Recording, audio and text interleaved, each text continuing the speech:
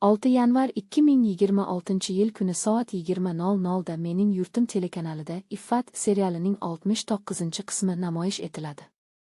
Ushbu epizod Kamron va Shirinning taqdirida muhim burilish yasab, tomoshabinni sadoqat va muhabbatning chinakam sinovlari bilan yuzlashtiradi. Iffat seriali har bir qismida insoniy qadriyatlarni chuqur va ishonarli tarzda ochib beradi.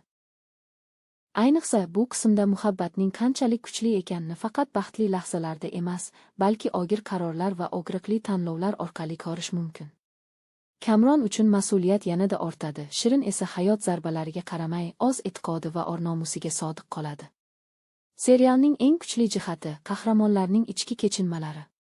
Har bir sukut, har bir nigoh ortida aytilmagan so'zlar, yashirin qo'rquv va umid mujassam. Mualliflar muhabbatni shunchaki romantik tuyg'u sifatida emas, balki sabr, fidoyilik va matonat talab qiladigan murakkab yo'l sifatida tasvirlaydi. 69-qism Iffat serialida navbatdagi voqea emas, balki his-tuyg'ular sinovdan o'tadigan muhim bosqichdir.